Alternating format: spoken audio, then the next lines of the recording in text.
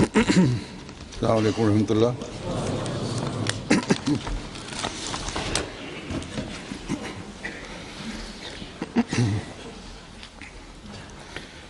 أشهد أن لا إله إلا الله وحده لا شريك له وأشهد أن محمدا عبده ورسوله أما بعد فأعوذ بالله من الشيطان الرجيم بسم الله الرحمن الرحيم الحمد لله رب العالمين الرحمن الرحيم مالك يوم الدين إياك نعبد وإياك نستعين اهدنا الصراط المستقيم صراط الذين أنعمت عليهم غير المغضوب عليهم ولا الضالين.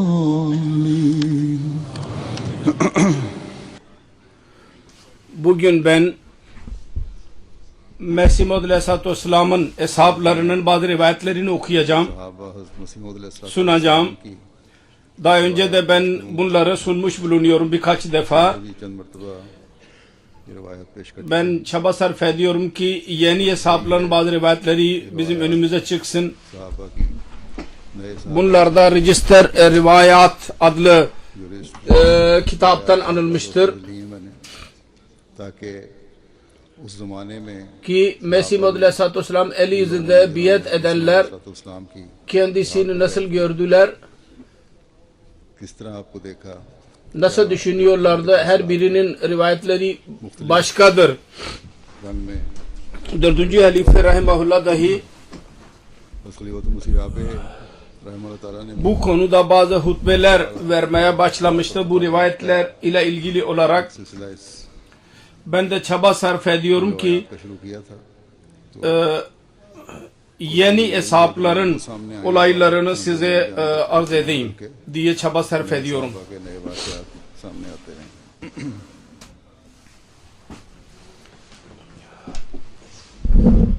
Bu rivayetler bize eshabın ihlas ve vefalarının örneklerini, nasıl Ahmediye katıldıklarını ve buradaki Ahmediye cemaatinin olaylarından bize bahsetmekle kalmayıp ayrıca Hz. Mesih Maud Aleyhisselatü Vesselam'ın makamını, mertebesi ve kendisiyle olan alakaları konusunda da bize bilgi vermektedir. Bazı meselelerin çareleri de cevapları da bu rivayetlerde mevcuttur. Her neyse söylediğim gibi bu rivayetleri okuyacağım. Mesih Maud Aleyhisselatü Vesselam'ın Pak cemaatine katılmış olan rivayetlerini okuyacağım. Mesih Maud Aleyhisselatü Vesselam onlar hakkında şöyle dediydi: cemaat arasında ihlas ve vefada güzel bir şekilde ilerleme göstermişlerdir. İlk rivayet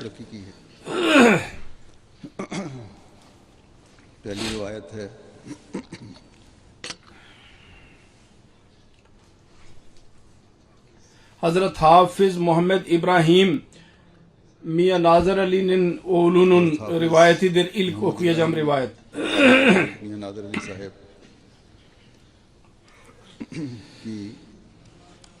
1900 senesinde cemaate katıldı, biat etti ve Kadiyan'a gitti. Diyor ki ben 1899 senesinde mektup ile biat ettim. Daha önce 3-4 sene benim babam biat ettiydi ama ben bazı sebeplerden dolayı eve gittim ve biat edemedim. Ondan sonra Seyyid Bahavul Bey बैत नहीं bizim üstadımız ve dostumuz इसके बाद Hz. Mesih Maud Aleyhisselatü Vesselam'a biat oldu और उस्ताद भी ve bana Mesih Maud Aleyhisselatü Vesselam'ın kitaplarını okumaya başladı.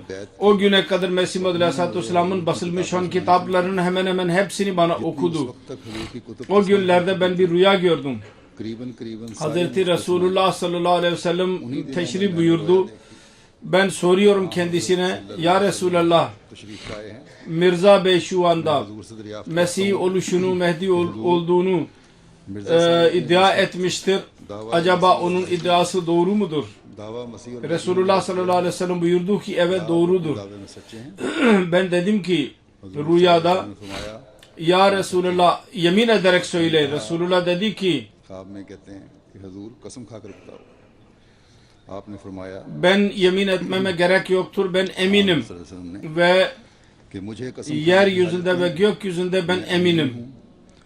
जमीनों आसमानों जमीनों और Ondan आसमानों sonra sabahleyin इसके बाद kalktım ve Mesih Maud Aleyhisselatü Vesselam'a biat mektubunu yazdım मसीह मौद अलैहिस्सलाम की खिदमत ve Hz.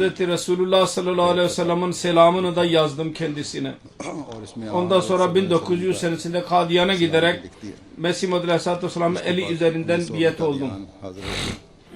Hazret Marsal Halilur Rahman Bey radıyallahu anh yazıyor ki जब 1896 senesinde biat olmuştu. के Diyor ki ben का सन है 1896 14 yaşındaydım yazılı olarak biat ettiğim zaman. की उम्र थी जब मैंने Babam Hazret Maulvi Nek Alam Bey radıyallahu anh'un ile birlikte हज़रत मौलवी नेक आलम साहब ve Maulvi Garibullah के साथ Maulra Kalri'de yaşayan ile birlikte biat ettim. 1898 senesinin başından Aralık ayın başından 98 में Celsa günlerinde Mesih Maud Aleyhisselatü Vesselam'ın huzurunda bulundum. मैं हजूर खिदमत Celsa'ya gitti ve aralığın başında gitti Kadiyan'a. जलसा सुनाना के Rivayet ediyor. दिसंबर के शुरू में चले गए Hz. Mesih Maud Aleyhisselatü Vesselam Cehlum'e teşrif buyurdu. Karımdin Bhi'nin iddiası vardı. O zaman da ben oradaydım.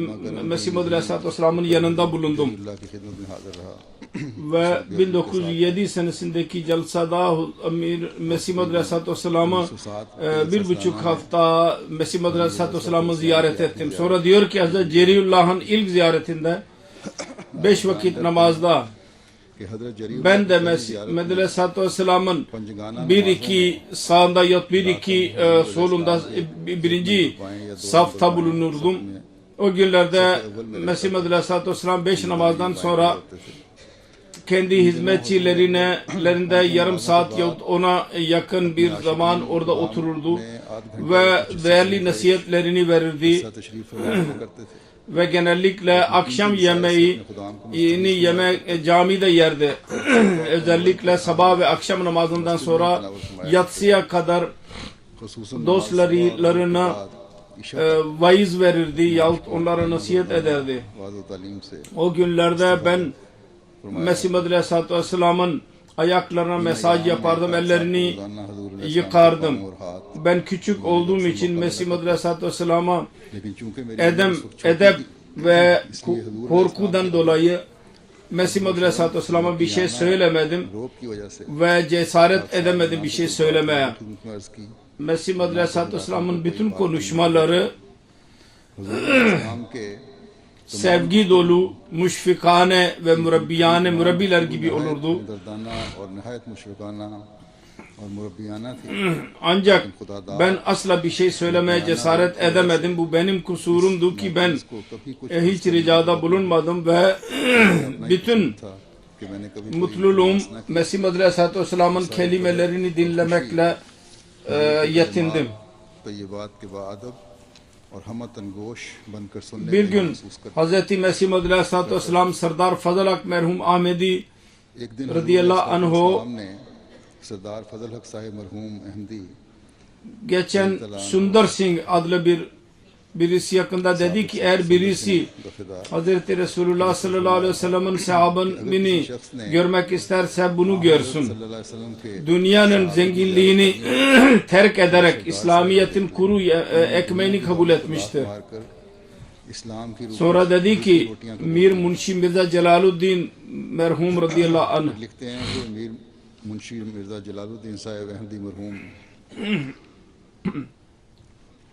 benim öz eniştemdi मेरे हकीकी फूफे ve encame atında 313 eshab arasında onun ismini de yazmıştır ilk sırada.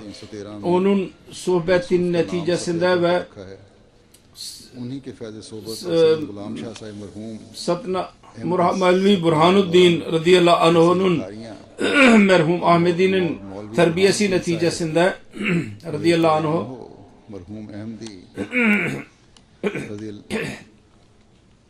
Ahmediye nimetine kavuştum ben ve benim babam. Ahmadiyyat की नेमत राकिम और उसके वालिद को मिली Hazreti Mevlana सैयद साहब Mevsuf benim babamın üstadları idiler. और मौलवी साहब Mirza Muhammed Aşraf Bey मेरे वालिद माजिद मरहूम के उस्ताद भी थे मिर्जा मोहम्मद अशरफ साहब Sadr Encümen Ahmediye'nin emekliliği benim halamın oğluydu. मेरे हकीकी फूफी ज़ात थे O günlerde Hazreti Ceriyullah Fiyuhalil Ambiya yani Mesih Muhammed Aleyhisselatü Vesselam'ın hizmetine birisi yazdı ki फिहुल अंबिया lütfen arada bir matbaaya da gelin.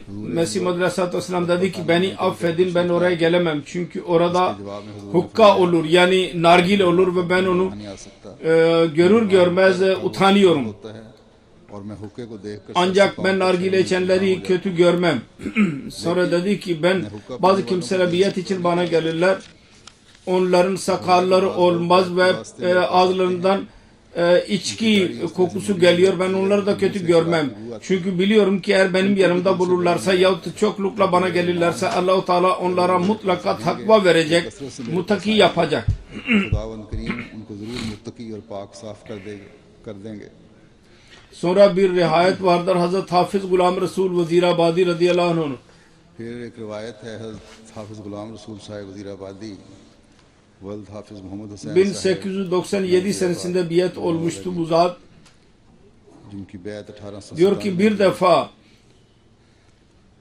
ben Kadiyan'da Darül Mesih'de Miyan Beşir Ahmed radıyallahu anh'un evinde Kadian में दारुल मसीह में onun kapısı bir aşağıdadır. Mesih Muhammed Aleyhisselatü Vesselam birkaç insanı onlara topladı ve bir konuşma yaptı. Ben burada bir okul açtım ki insanlar oradan bilgi edinerek insanların hizmetine tebliğ yapsınlar. Ancak üzülüyorum ki insanlar İngilizce okuyarak kendi işlerine başlarlar ve benim gayem yerine gelmez. Onun için ben istiyorum ki haliseten dini bir medrese kurayım. Birisi var mı ki o medreseye çocuğunu göndersin? Benim oğlum Übeydullah merhum 7-8 yaşındaydı. Müftü Muhammed Sadık Madrasa Ahmediye'nin müdürüydü. O çocuk o zaman benim yanımdaydı. Ben onu Mesih Muhammed Aleyhisselatü Vesselam'a verdim. Ve Madrasa Ahmediye'de Fazıl Din adlı kısa boylu birisi bir hizmetçi vardı. Ubeydullah Bey kendi eliyle, mübarek eliyle ona verdi, havale etti. Bunu Ahmediye okuluna götürüp kaydını yaptır. Ubeydullah bu medrese Ahmediye'de Mevlevi Fazıl oldu ve ikinci halife zamanında Mauritius'a gönderildi ve 7 sene tebliğ yaparak vefat etti ve ikinci halifenin bereketiyle ilk şehit ismini aldı. Hazret Mevlana Ubeydullah radıyallahu anh Mauritius'ta muballik idi Emirül Müminin diyor ve orada vefat oldu ve orada defnedildi. Babası onun zikrediyor. Sonra diyor ki bir zamanlar duyuldu ki bugün Gurdaspur'da Karım Din'in iddiası mahkemede vardır. Emirül Müminin Mesih Aleyhisselatü Vesselam oraya gitti. Bizim evdeki bütün paraları bitti. Ben de Gurdaspur'a gittim. Sabahleyin namazdan sonra uzanıyordu ve birisi mesaj yapıyordu. Ben de gider gitmez Mesih Aleyhisselatü Vesselam'a mesaj yapmaya başladım. Masaj, ben kuvvetim vardı ve eski üstadlarıma da hizmet ediyordum. Masaj yapmaya alışıktım. Aynı şekilde yaptım. Mesih Madri Aleyhisselatü Vesselam hissetti. Ağzını dışarı çıkardı ve dedi ki yorgandan ve dedi ki Hafız Bey sen razı mısın? İyi misin? Ne zaman geldin? Ben arz ettim ki efendim şimdi geldim. Zikredilmeye değer olan şudur. Kalbimde onun mutluluğunu hala hissediyorum. O da şudur ki arz ettim ki Mesih Madri Aleyhisselatü Vesselam beni tanıyor musunuz? Hafız Bey ben seni mi tanımıyor musun? Ben ağlamaya başladım. Çünkü Mesih Madri Aleyhisselatü Vesselam dediydi her kimi ben tanıyorsam ve kimi ben tanıyorsam o taundan korunacak. Sonra hal hatır sorduk. Birkaç insan daha geldi ve konuşma arasında bu konuşma geldi ki Çodri Hakim Ali Bey Pınyarlı zikretti ki bugün Cuma'dır.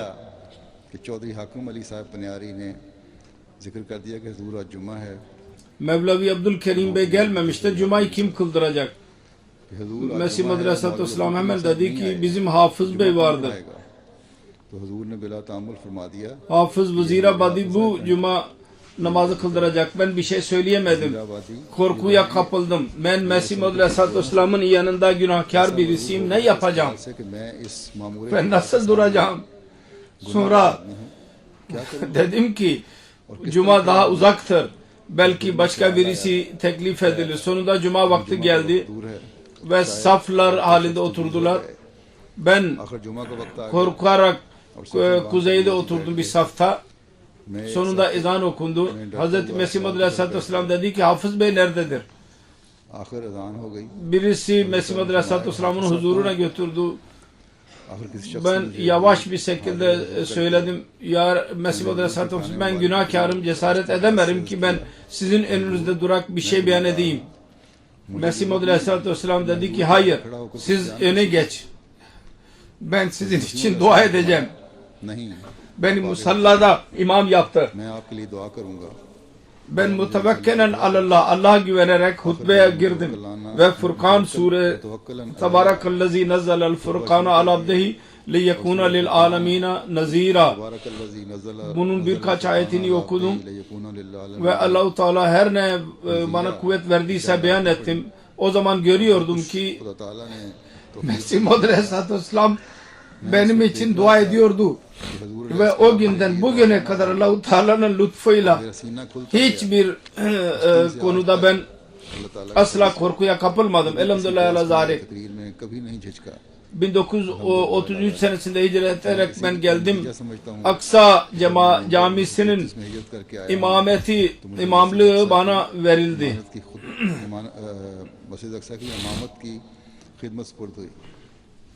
Sonra diyor ki bir defa ben Kadiyan'a giderek kendi benim aleyhimde yalancı yemin ederek benim evimi elimden aldılar diye rıza ettim. Mesih Madri Aleyhisselam dedi ki Hafız Bey insanlar erkeklerin evliliği ve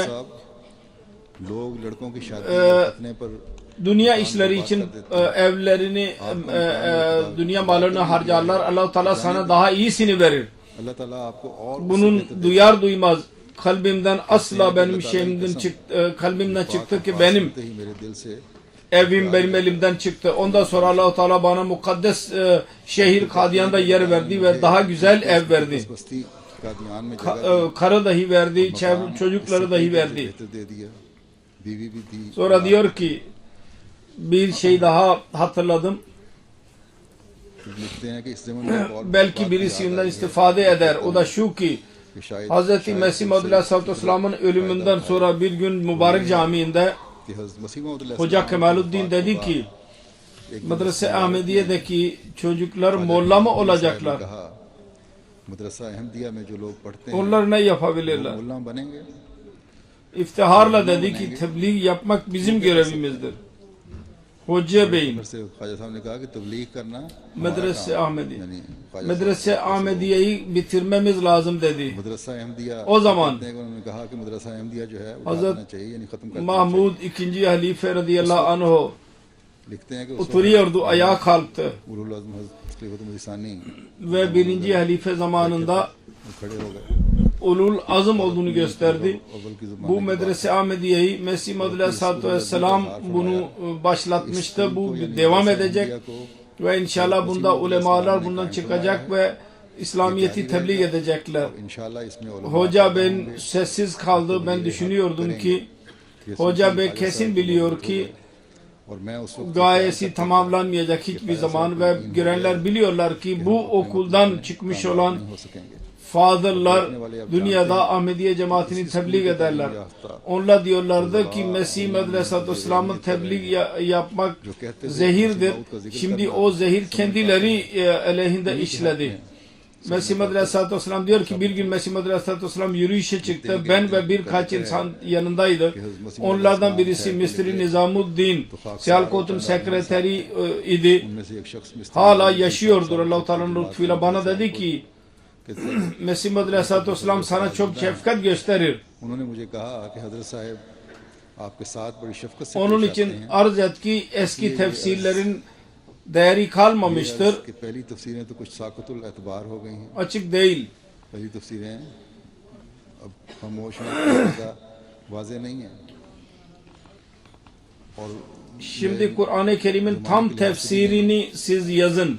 Mesih Maud Aleyhisselatü Vesselam yazsınlar. Quran करीम की हजूर लिखते हैं हज़रत मसीह अलैहिस्सलाम की खिदमत में दरख्वास्त करें कि पहली तफसीरों का तो Ben Mesih Maud Aleyhisselatü Vesselam arz ettim. Mesih Maud Aleyhisselatü Vesselam dedi ki Hafız Bey चुनाचे मैंने हजूर की खिदमत में अर्ज़ किया तो हजूर ने फरमाया कि हाफ़िज़ beyan साहब, edilecek ve tefsir edilecek ayetler varsa bu zaman için ben onları yazdım. और काबिल तफसीर Eğer ben ya biz मौजूदा ज़माने के tam olarak tefsir yazarsak ondan sonra gelecekte मैं या हम daha birçok itiraz edici ortaya çıkabilir. मुमकिन है कि आइंदा Allah-u Teala ज़माने में o muterezlerin itirazı için başka birisini gönderir. इन मुतरदीन के Ben जवाब के लिए sessiz kaldı. Mr. Nizamuddin de sessiz kaldı ve gelecek zamanıyla birlikte Kur'an-ı Kerim'in tefsirleri gelmeye devam edecek. कि आहिस्ता आइंदा ज़माने के साथ साथ कुरान करीम की तफसीरें Sonra bir rivayet şöyledir. Han Bey, Munşi Barakat Ali ve Muhammed Fazıl. रिवायत है खान साहब Muhammed Fazıl'ın oğlu. बरकत अली साहब व मोहम्मद फाजिल साहब ये Hindistan Tıp Müdürlüğü'nde çalışıyordu bu zat. थे director general Indian medical service Nazır Beytül Mal olarak da görev yaptı Kadiyan'da. 1901 senesinde biat oldu ve 1901 senesinde Mesih Maud Aleyhisselatü Vesselam'ı ziyaret etti. Diyor ki hatırladığım kadarıyla ilk olarak Mesih Maud Aleyhisselatü Vesselam'ın zikrini 1900'ün başında ben dinledim. इस्लाम का जिक्र Şimla'da birkaç Ahmedi'nin civarında kaldım. जबकि इत्तेफाक Onlarla tesadüfen Mesih Maud Aleyhisselatü Vesselam'ın Mesih oluşu ve İsa Aleyhisselatü Vesselam'ın vefatı hakkında soru cevap fikir teatisinde bulundum. के मुतल्लिक Ben सवाल व जवाब का kuvvetli bir şekilde onlara muhalif idim.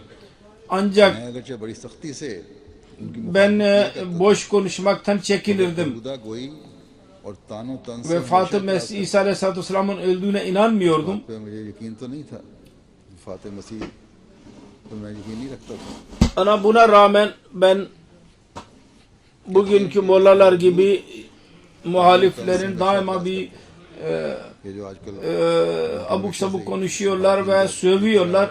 Diyor ki ben bundan çekinirdim. पे आ जाते हैं Yavaş yavaş ben iyi düşünmeye başladım. Aahista आहिस्ता मुझे खुशियत का İnanmaya başladım yavaş yavaş. Mesih Maud Aleyhisselatü Vesselam Pir Mevlvi Belirvi ile de bir tartışması devam ediyordu.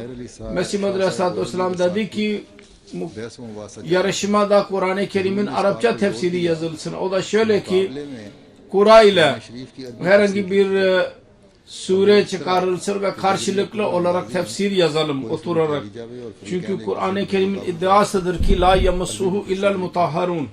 क्योंकि कुरान करीम का Bir yalancı ve कि ला युमस्सुहु bir yalancı onun ince manalarını bilemez. एक काजिब और मुफ्ती Böylece इसके हकायक और kim doğru मारूफ kim yanlış belli olacaktır. इस तरह O günlerde Pir Bey tarafından bir broşür yayınlandı. Mesih Maud Aleyhisselatü Vesselam'a 24 söz isnat ederek dendi ki Mesih Maud Aleyhisselatü Vesselam el-İyazu billah yalancı ve dinden çıkmıştır.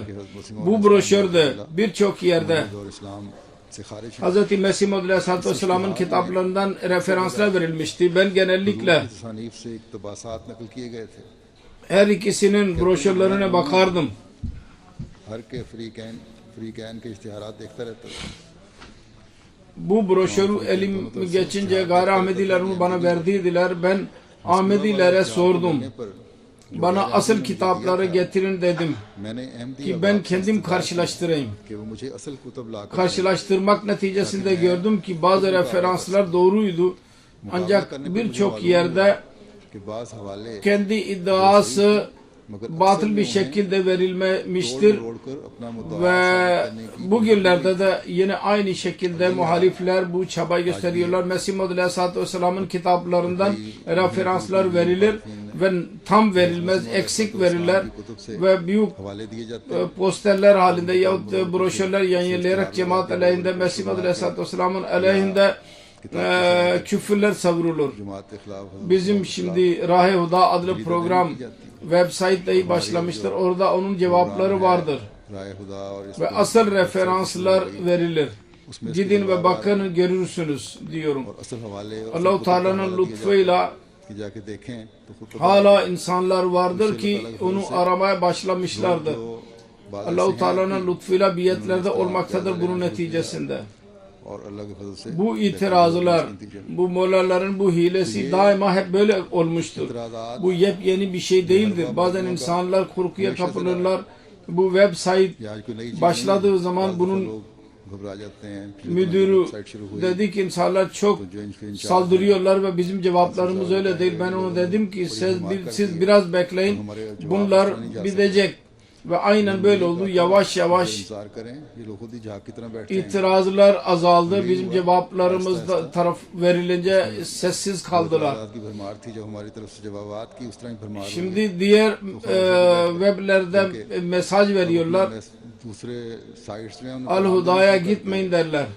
कि ये जो अल-हुदा की website Bunlar bize doğru bir şekilde cevap vermezler. Halbuki onların kendi ellerinde cevap yoktur. Ümitsizliğe kapılmışlardır. Onun için diğerleri de mani oluyorlar. जवाब नहीं है Her neyse bunlar daima bunların yolları böyle olmuştur. Ben bunu görünce kitapları açtım baktım. हमेशा से ये तरीक रहा है Referanslar vardı ama eksik idiler. किताबें खोल के तो हवाले तो दिए हुए थे Sonra diyor ki Pir Meher Ali Şah'a mukabil tefsir konusunda फिर आगे लिखते हैं कि पीर मेहर onu kabul etmeyince İcazül Mesih yazdı. Mesih Maud Aleyhisselatü Vesselam ve meydan okudu. Pir Sahib bunun cevabını bu kadar zamanda yayınlasın. Arapçada bir şey yazmadı Pir Bey. Daha sonra öğrendim ki Urdu'da bir kitap yazdıydı. O da daha sonra hırsızlık olduğu ispat edildi. O da kendisinin değildi. जो बाद में सरका साबित हो कई साबित हो Bu arada ben Ahmediye cemaatine yöneldim. कश्मकश में मेरी Ve ondan sonra dedim ki birçok hadis vardır. Bunların hepsini okumak zor. Ama Ahmediler बड़ा जखीरा genellikle Kur'an-ı Kerim'de referans verirler. Onun için iyidir ki Kur'an-ı Kerim'i başından sonuna kadar dikkatli bir şekilde okuyalım. इसलिए बेहतर होगा Benim Arapça bilmiyordum ama başka bir arkadaşla birlikte Kur'an-ı Kerim'in tercümesini okudum. Ve onun mutalasıyla anladım ki Kur'an-ı Kerim'de bir değil और इसके मुताबिक 20-30 değil birçok ayet vardır ki İsa Aleyhisselatü Vesselam'ın vefat olduğunu ispat eder. Vefat ettiğini. जिनसे वफात मसीह 1901 senesinde orada bir broşür yayınladı Mesih Maud Aleyhisselatü Vesselam. Her kim bana kalben inanıyorsa zahiren beyat etmeyenler dahi onlar Ahmedi olarak yazdırabilirler kendilerini. O zaman ben hüsnü zanda bulunuyordum. Az buçuk çanda da vermeye başlamıştım. Biat etmemiştim daha.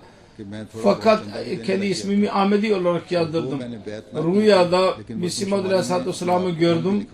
Sabah saat 4'e doğru एक रोज हुजूर अलैहिस्सलाम की ज़ियारत हुई सुबह 4 बजे का वक्त था मुझे मालूम हुआ yandaki odada कि हुजूर Ahmedilerin yanında bulunuyor. Ben Mesih Maud Aleyhisselatü Vesselam ile mülakat yapmak için के पास आए हुए हैं oraya gittim. Kendisini ile görüşmek için ve oraya gidince Esselamu Aleyküm dedim. कमरे में गया Cevap verdi Mesih Maud Aleyhisselam. Ve Aleyküm Esselam. अस्सलाम Rüyada dedi ki Bereket Ali sen bize ne zaman geleceksin? Ben arz ettim ki şimdi geleceğim. Barkat अली तो हमारी तरफ O zaman karyoladaydı. मैंने अर्ज की हजरत Üzerinde bir çarşafı yoktu. Saçlar uzundu. Ondan sonra birkaç gün sonra biat ettim. O manzarayı hala ben görüyorum sanki o gün gördüğüm gibi. Jalsa Salana gününde ben Darul Rahman'a giderek el üzerinden de biat ettim. O zaman gördüm ki Mesih Maud Aleyhisselatü Vesselam'ın manzarası rüyada gördüğüm gibiydi. Ondan sonra birkaç gün sonra tesadüfen कि मैंने ख्वाब में देखी थी Mirza Beşir Ahmet'in Hazreti Mesih Maud Aleyhisselatü Vesselam'ın oğlu Mirza Beşir Ahmet'in Mirza बशीर अहमद साहब kaldığı eve misafir kaldım. मसीह मौद अलैहिस्सलाम सुकूनत पजीर हैं Orada yüksek bir yerde Mesih Maud Aleyhisselatü Vesselam geldi. पर गालबन किसी जरा ऊंची जगह पर Yıkanarak geldiydi नहा हुआ नहा कर आए थे बाल खुले हुए थे ve ben rüyada gördüğüm gibi aynı şekilde onu gördüm ve anladım ki Allah-u Teala bu rüyayı benim hidayetim için bana göstermişti. कि ये ख्वाब अल्लाह ताला ने मेरी हिदायत के लिए मुझे Diyor ki bir defa mübarek camiinden कहते हैं कि öğle namazından sonra Mesih Maud Aleyhisselatü Vesselam eve gidiyordu. हुजूर गालबन नमाज जोर से İnsanlar çevrelediler. Birisi elini öpüyordu, kimisi elini dokunuyordu ve ben de bereket alıyordum. Ben de onlardaydım. Mevlana Nuruddin radıyallahu anhu yanından geçti ve dedi ki मौलवी नूरुद्दीन साहब ihlas gereklidir, ihlas. गुजरे Benim kalbim dedi ki hakikaten zahir bir şey değildir. Onunla birlikte ihlas olmadıkça yalnız öpmek ve el dokunmakla bir şey bir anlamı değildir. Birinci halife de aynı ders verdi ve o gün bugün ben de çaba sarf ettim ki Allah-u Teala'nın lütfuyla ihlas ile benim alakam kurulsun. कोशिश में रहा हूँ Bir defa mübarek camide öğle namazından sonra Mesih Maud Aleyhisselatü Vesselam camide oturuyordu. Birisi arz etti ki 2-3 arya मस्जिद में तशरीफ mülakat yapmak istiyorlar. Mesih Maud Aleyhisselatü Vesselam bizi çağırdı eve ve orada konuşmaya başladık. Necat hakkında zikir edince gördüm ki Mesih Maud Aleyhisselatü Vesselam'ın korkusu o kadar fazlaydı ki Arya Hindu asla konuşamıyorlardı. Hatta dediler ki Necat için बात भी नहीं कर सकते Vedlere inanmak gerekli değil. Her kim ilk amel yaparsa Necat'a kavuşacak. वेदों का मानना Diyor ki bir defa Aksa Camii'nde ben cuma namazımı kıldım. Mevlana Nuruddin cuma namazımı kıldırdı. Mesih Maud Aleyhisselatü Vesselam हज़रत मौलवी नूरुद्दीन साहब ने पढ़ाई teşrif buyurarak मसीह मौद अलैहिस्सलाम geldi ve oturdu. कब्र के नजदीक बैठ Babasının mezarı yanında. वहाँ जो Ben de orada oturdum. रक्षा में Ve Mesih Maud Aleyhisselatü Vesselam'ın hareketlerini gördüm. Nasıl namaz kıldığını gördüm. और नमाज में हुजूर की हरकत Kıyamda kendi elini göğsü üzerinde bağladı. हुजूर ने क़याम Ama में अपने सीने अपने हाथ सीने के ऊपर boyunuz biraz sağa eğik idi. जरा दाएं तरफ झुकी रहती Sonra soru soruldu. Cuma ile ikindi birleştirilebilir mi? Mesih Maud Aleyhisselatü Vesselam'dan sonra Cuma ve ikindi birleştirilerek kılındı o gün. उस दिन नमाज असर जुमा के साथ जमा करके अदा की गई Mesih Maud Aleyhisselatü Vesselam'ın son günlerinde cemaat çok ilerlemişti. Allah-u Teala'nın lütfuyla ve 600-700 insan camiada bulunurdu. Celsa Salana'da. Diyor ki 600-700 insan celsaya gelirdi. जमात की तरक्की की बात Diyor ki bir defa bize anlatıldı ki Mesih Maud Aleyhisselatü Vesselam diyor ki herkes çarşıdan geçsinler ki Allah-u Teala'nın vahyinin gerçekleştiğini görsünler Hindular. Nasıl insanlar gelirler. Sonra aynen yapıldı. कि किस तरह Ve bugünkü Ahmedileri Allah-u Teala'nın lütfuyla ne kadar hamd etmeleri lazım. अल्लाह ताला के फजल O günün büyüklerinin nesilleri de yeryüzüne yayılmışlardır ve her birinin nesilleri yüzlere ulaşmıştır elhamdülillah. Ve yeni katılanlar सैकड़ों में पहुंची हुई हैं daha fazladır ayrıca. इसके अलावा जो नए शामिल हो रहे हैं वो तो हैं ही Kadiyan'ın sokaklarında Mesih Muhammed Aleyhisselatü Vesselam diyor ki yürüyün ki ne kadar olduğumuzu insanlar görsünler ve bugün dünya görüyor. Ve gazetelerde yazılı, televizyonda programlar verirler ki Ahmediye cemaati nedir? Yüce Rabbimize ne kadar şükredersek azdır.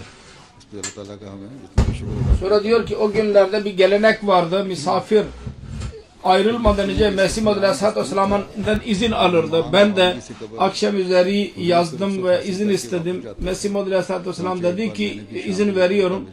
Ancak sabah gitmeden önce bana izin verin. Ertesi gün ayrılmadan önce haber verdim. Mesih Muhammed Aleyhisselatü Vesselam bizzat çıktı. Birçok insan vardı yanında. Mesih Muhammed Aleyhisselatü Vesselam'ın uzak yere kadar bizimle birlikte geldi, yürüdü, konuştu ve Mesih Muhammed Aleyhisselatü Vesselam teselli verecek bir şekilde yürüyordu. Ama çok hızlıydı. Birçok insan çaba sarf ederek, çocuklar koşarak yetişiyorlardı. बच्चे तो भागकर शामिल होते हैं.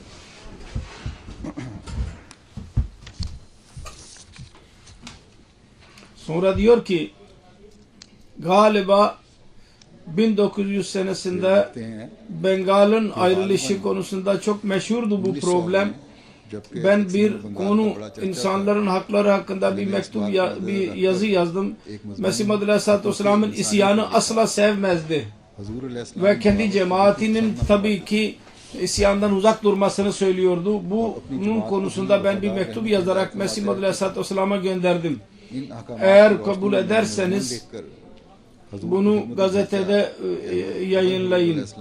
Mesih Muhammed Aleyhisselatü Vesselam onu El Badr gazetesine verdi. Yayınlattı. Bugünlerde dahi hiç unutmamamız lazım. İsyan etmeyi kabul etmemiştir. Onun hakkında isyan aleyhindeki yazıyı yayınlattı. Sonra bir defa bizim namazdan sonra Şahneşin'de oturuyordu. Birisi dedi ki Alake'nin kaymakamı minareliğinin yapımını görmek için geliyor. Mesih Muhammed Aleyhisselatü Vesselam'ın Minaretül Mesih yaptırmak istiyordu. Ancak Kadiyan'ın Hinduları buna muhalif idiler. Ve rica etmişlerdi minare yapımına izin verilmesin. Mesih Muhammed Aleyhisselatü Vesselam'ın kaymakamın gelince dedi ki tamam. Bizim dostlarımız onu güzel bir şekilde istikbal etsinler ve onu yeri göstersinler.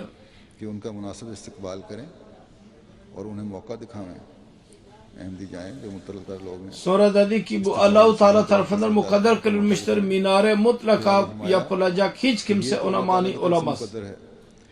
Sonra Allah-u Teala'nın lütfuyla bu yapıldı minare. Sonra diyor ki Mesih Muhammed Aleyhisselatü Vesselam nasıl otururdu, nasıl kalkardı, onun meclisinde biz gördük.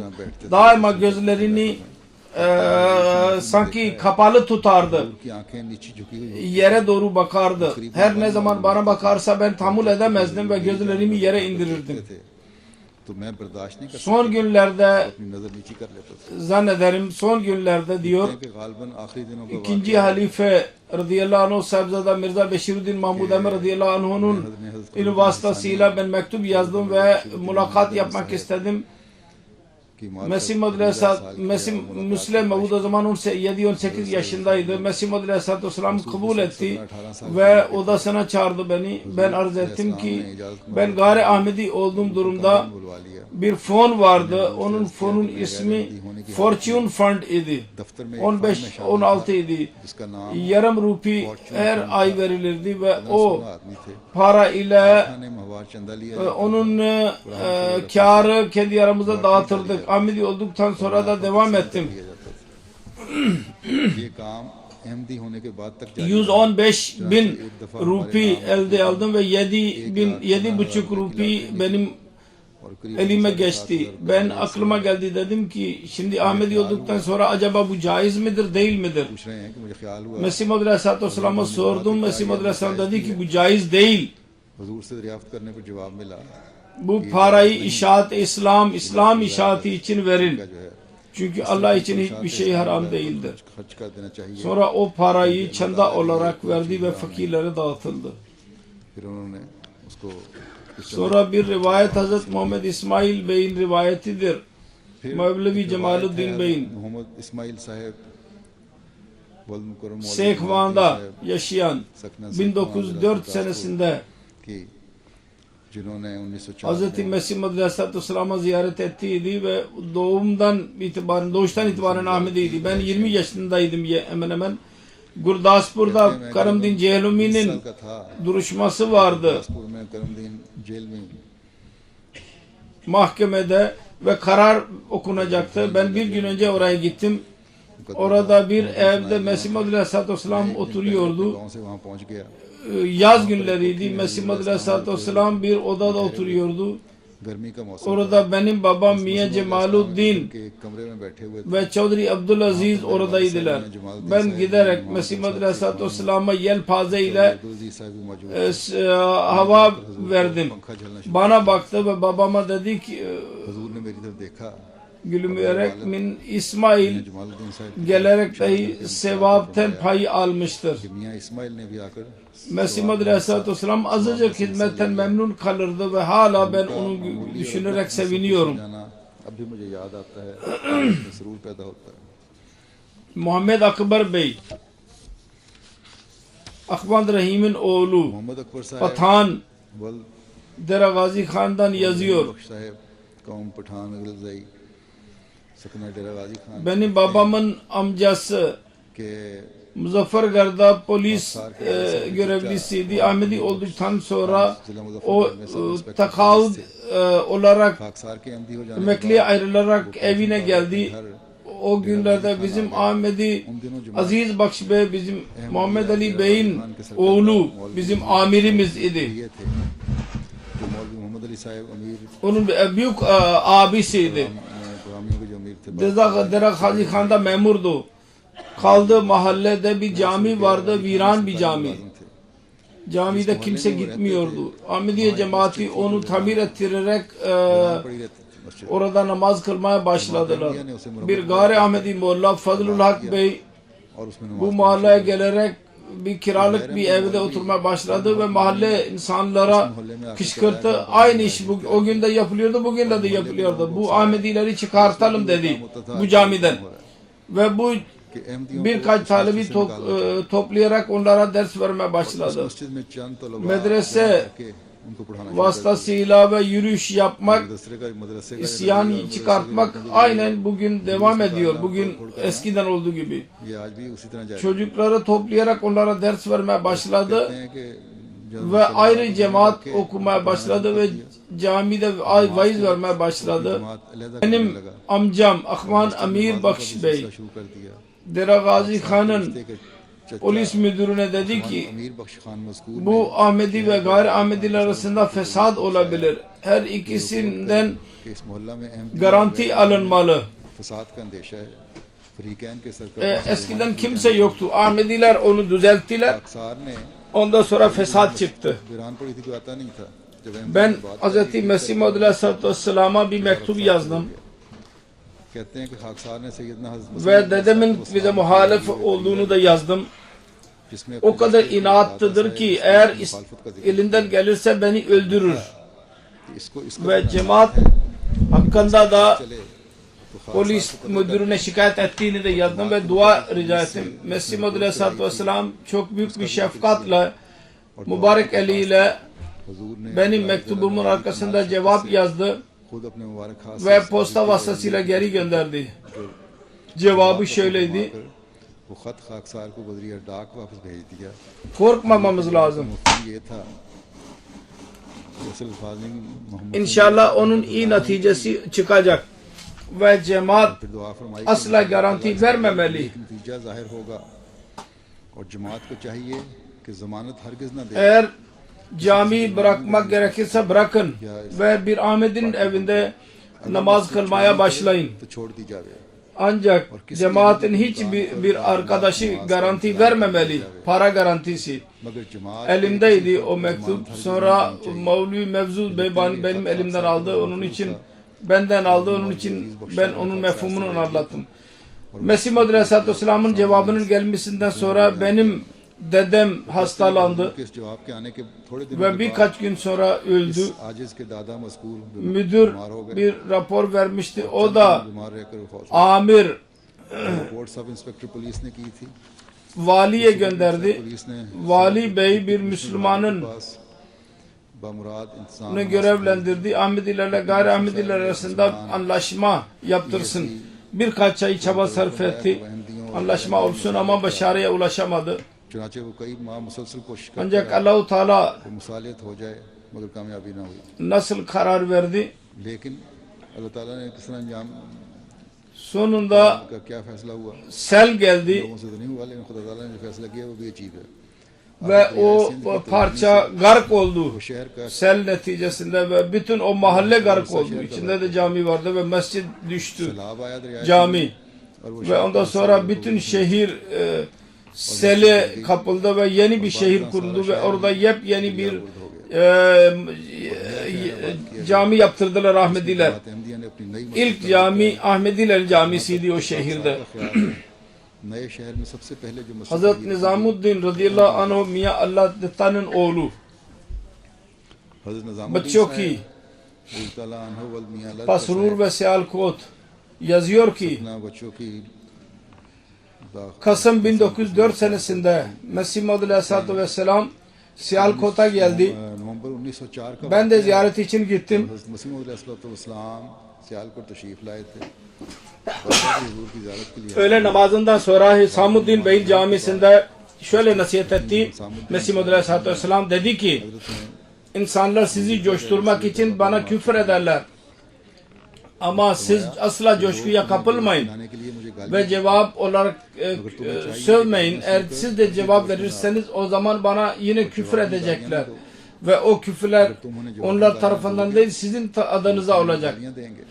Siz onların sövmelerini diyerek onlara sevgi gösterin. Onlara dua edin. गालियां सुनकर उनको दुआएं दो, उनसे मोहब्बत और सलूक करो। Ki onlar size yaklaşsınlar. तुम्हें Ondan sonra Mesih Maud Aleyhisselatü Vesselam Hazreti Resulullah'ın eshablarından bahsetti.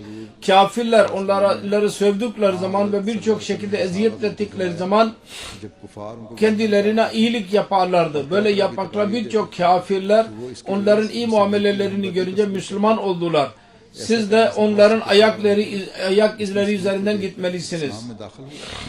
बस तुम्हें भी उनके नक्शे कदम पर चलना। Asıl kelimelerini hatırlamıyorum ama mefhumu buydu. Anlamı buydu. यही है असल Özetini ben beyan ettim diyor. Sonra Hazreti Munşi Abdullah Ahmedi इसका खुलासा ये बयान किया इन्होंने अपने अल्फाज में। radıyallahu anh İslamabad şehir Sialkot'ta kalan 1902 senesinde biat etmiştir. Sialkot इनकी बैत 4 नवंबर 1902 की है। Mesih Maud Aleyhisselatü Vesselam'ın Sialkot'a gidince biat ettiydi. Bir rüya vasıtasıyla biat etti. तशरीफ लाए थे, 13 साल की उम्र थी। Hazret Mevlevi Abdülkerim Sialkoti radıyallahu anh'dan bilgi almıştı. Onun öğrencisiydi. Mesih Maud Aleyhisselatü Vesselam 1902 senesinde Sialkot'a geldi ve sonra Kadiyan'a gitti. 1902 को वापस Kadian Sialkot'a Gamideler eziyet verenlerin isimlerini istedi. Kendisine yazıldığı zaman birkaç gün sonra çok taun ortaya çıktı. तो उसके चंद दिन बाद Allah-u Teala court में बहुत गलीज ताउन eziyet verenlerin bütün ailelerini helak etti. Fatabiru ya ulil absar. चुन चुन कर Ey görenler ibret alın. Sonra diyor ki o günlerde या उलिल अब्सार। taun hakkında फिर लिखते हैं कि इन्हीं अयाम में bir muhalif vardı. Tauna kapıldığı zaman Hakim Usamit Bey'i çağırdı. करते हैं कि एक मुखालिफ Gelerek ona yalnız şu kadar dedi ki bu yılandır, ona yaklaşma. आपने आकर उसको सिर्फ इतना Ölme yaklaşınca काला नाग है। karısı ona sarıldı. जब वो करीबन मर्ग हुआ Ve o da बीवी बहू मोहब्बत ölümünü alıyordu. Kızı da aynı şeyini yaptı ve bütün onun ailesi 19 üyesi yok इस oldular. तरह से उसके खानदान के 19 अफराद हलाक हो गए। Diyor ki bir defa Mevlana Abdülkerim Siyalkoti radıyallahu anh sordu. हैं Mesih Maud Aleyhisselatü Vesselam'a siz de bir gösteriş yapmak istediniz mi? Hiçbir zaman. हुजूर क्या कभी आपको भी रियाज Mesih Maud पैदा हुआ? Aleyhisselatü Vesselam dedi ki eğer bir insan hayvanlar arasında namaz kılıyorsa gösteriş yapabilir mi? Benim durumum böyledir. तो क्या उसके दिल में कभी रिया पैदा हो सकता है? Hazreti Muhammed Yahya radıyallahu anh Anvar Hüseyin आपने फरमाया Hardoyi मोहम्मद याहिया साहब वल मोहम्मद अनवार हुसैन साहब Şahabad'da yaşayan 1894 senesinde doğmuştur. 1904 senesinde ziyaret ettiği Mesih Maud Aleyhisselatü Vesselam'a diyor ki benim babam merhum 1904 Mevlevi Anvar Hukayn की जियारत की Şahabad'da yaşayan कहते हैं कि UP मेरे वालिद साहब मरहूम 1879 senesinde Ludhiana'ya geldi ने 18 ve Mesih Maud Aleyhisselatü Vesselam ile öteden beri इस्लाम की बैत की mektuplaşması vardı ve biat olmak istiyordu. Mesih Maud Aleyhisselatü Vesselam और वो बैत का daha शर्त हासिल करना चाहता gelme dedi çünkü bana izin vermemiştir Allah-u Teala tarafından. Ludhiana gittiği zaman babama da haber verdi ve babam merhum Ludhiana'ya gelerek Mesih Maud Aleyhisselatü Vesselam ile görüştü. साहब को इत्ला कर दी Benim babam मरहूम इसकी तमील में लुधियाना Devban'dan Molla साहब ने देवबंद के दस्ता oradan diploma almıştı. Hz. Mesih Maud Aleyhisselatü Vesselam'ın misafirperverliğini bu olayın anlatıyordu. Ben ilk defa Kadiyan'a 1892 senesinde gittim. Ve o zaman yuvarlak Gol Kamera'da misafirler otururlardı. Ben de orada misafir oldum. Mesih Maud Aleyhisselatü Vesselam'ın bizimle birlikte yemek yerdi ve yemek yererek eve giderdi. हमारे साथ Bazen तनावुल फरमाया oradan turşu, bazen açar खाते खाते उठकर अंदर तशरीफ getirirdi. कभी चटनी कभी अचार लेकर आते कि आप Turşu ve misafirlere fazla hizmet ederdi. Misafirlerin çokluğunu görünce bir defa babam dedi ki मस्जिद अक्सा में नमाजियों की कसरत देख ilk defa एक मरतबा वालिद साहब मरहूम फरमाने लगे sonra geldi Kadiyana ve cami doludur dedi. बात की बात Namaz kılanlarla birlikte. Ben Kadiyan'a ilk geldiğim zaman Cuma günü नमाजियों से namaz zamanında Mesih Maud Aleyhisselatü Vesselam Aksa Camii'ne gidiyordu. Yolda Mevlevi Şadi Keşmiri ile karşılaştı. Ona namaz kılmak için yanına aldı. Miyan Can Muhammed Bey'i de yanına aldı. Sonra bir çocuk पढ़ने के लिए साथ ले लिया ölüsü vardı. मियां जान मोहम्मद साहब Can Bey dedi ki cenaze namazını kıldır ve onun arkasında namaz kıldı. मैयत मिल गई तो Aksa Camii'ne gidince Cuma namazını kıldı. और खुद उनके Yalnız 6 kişiydi. जब मस्जिद अक्सा Ve पहुंचे şimdi diyor ki cami genişletilmiş olmasına rağmen bütün çatılar dahi da dolu olur. Benim için bu mucizedir diyor. मसीह हो जाने के इर्द गिर्द की छतें भरी होती हैं मेरे लिए ये भी मौजज़ा है Bir olayını yazıyor. Çocuklara nasıl şefkat gösteriyordu. Hazreti Ümmül Müminin radıyallahu anha एक वाक़या लिखते हैं bir işi vardı. Biz küçükken मोमिनीन Madrasa Ahmediye'deki काम की ज़रूरत पेश आई yurdunda kalıyorduk. Biz iş için gelirdik. तलीम इस्लाम के जो उन दिनों Hazreti Mesih Maud Aleyhisselatü Vesselam biz çocuklar hakkında sorardı. Bunlar kimdir ve bu kimdir? कि अक्सर हज़रत मसीह Benim hakkımda bir defa sordu. मुतल्लिक़ दरियाफ्त Hazreti Ümmül Müminin radıyallahu anha dedi ki खाकसार के मुतल्लिक़ एक मरतबा दरियाफ्त फरमाया Anvar Hüseyin तो हज़रत उम्मुल मोमिनीन Ammen'deki Anvar Hüseyin'in oğludur. De ki otur bu küçüktür daha otur işmesin. Ben oturdum. Diğer çocuklar iş yaptılar. Bir gün o kadar soğuk vardı ki orada su dahi buz oldu. जिससे ढाल का पानी भी जमने लगा Ben sıcak ülkeden olduğum için çok soğuk hissediyordum. क्योंकि कहते हैं कि मैं गर्म इलाके का रहने वाला होने की वजह से बहुत सर्दी महसूस करता था Ve yurtta ben वहाँ के रहने वाले küçüktüm. महसूस करते थे और जो गर्म इलाके Sabah namaza gitmek için zorlanıyordum. Master Abdurrahman Bey Sabık Mersin नमाज के लिए जाने huzura huzur etmişti. Mesih Maud Aleyhisselatü Vesselam dedi ki o küçük çocuk eziyet duyuyor. Sabah namazı için camiye götürme. O günden sonra छोटे बच्चे को beni bıraktı ve yurtta namaz kılmama izin verdiler. उस दिन से वो Bir मुझे gün नमाज तमाम सर्दी बोर्डिंग में अदा करने का हुक्म मिल गया biz Mesih Maud Aleyhisselatü Vesselam ile birlikte nehire kadar gittik. Ramazan ayında biz नहर तक गए susamıştık. Mesih Maud Aleyhisselatü Vesselam dedi ki küçük çocuklar oruç tutmasınlar. छोटे बच्चों का रोजा है Ondan sonra biz orada çok su içtik ve Mesih Maud Aleyhisselatü Vesselam Kadiyan'a geri döndü. Misafirlere nasıl onlara saygı gösterirdi. Misafirler dışarıdan gelir ve Mesih Maud Aleyhisselatü Vesselam'ın yedik artıklarını arzu ederlerdi. Ben içeri girerdim küçük olduğum için क्योंकि बोर्डरान में ऐसे ve yemeğini getirmeye hazır olurdum. Yemek zamanı geldi. Ümmül Müminin radıyallahu anh'a arz ettim ve verdi bana. तो उम्मुल मोमिनीन से अर्ज करने पर Yemek zamanı olur ben içeri girer Ümmül Müminine rica ederdim. Ev zamanı olmasa yine gider ben söylerdim. तो वो दे दिया करती थी और खाने Oradan नहीं bir होता था तो तब भी मैं जाकर ekmek çağırarak Mesih Maud Aleyhisselam bir lokma alır ve geri kalanı verirdi ve ben de onlara getirip verirdim isteyenlere. और बकिया दे दिया करते थे जो मैं खुशी खुशी ला Namazda nasıl ağladığını ben gördüm. Diyor ki Hazreti Mevlevi Abdülkerim'in cenazesini kendi kıldırdı.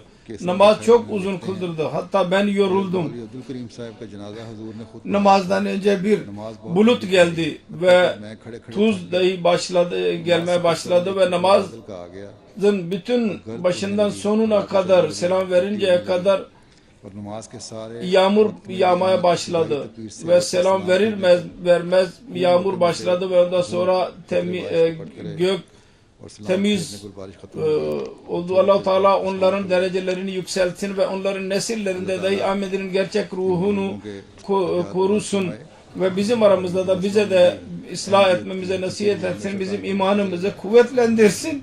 Her gelecek gün bizim ve bizim nesillerimizde de Ahmedi cemaatin sevgisini, Mesih Maud Aleyhisselatü Vesselam'ın sevgisini, Resulullah'ın sevgisini ve aşkını, Kur'an-ı Kerim'in talimatına dikkat etmemizi, ona tabi olmamızı bize nasip etsin. Amin. Amin ya Rabbi. जो बढ़ती चली जाए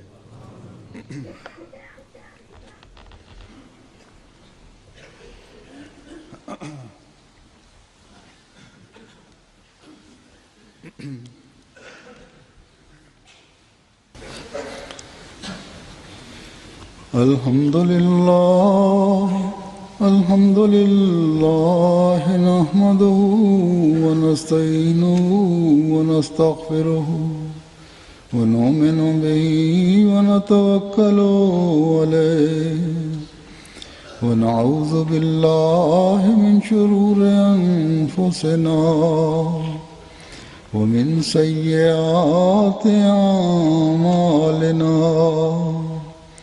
من يهده الله فلا مضل له ومن يضلل فلا هادي له ونشهد أن لا إله إلا الله ونشهد أن محمدا عبده ورسوله عباد الله رحمكم الله إن الله يأمر بالعدل والإحسان وإيتاء ذي القربى وينهى عن الفحشاء والمنكر والبغي يعظكم لعلكم تذكرون اذكروا الله يذكركم وادعوه يستجب لكم ولذكر الله أكبر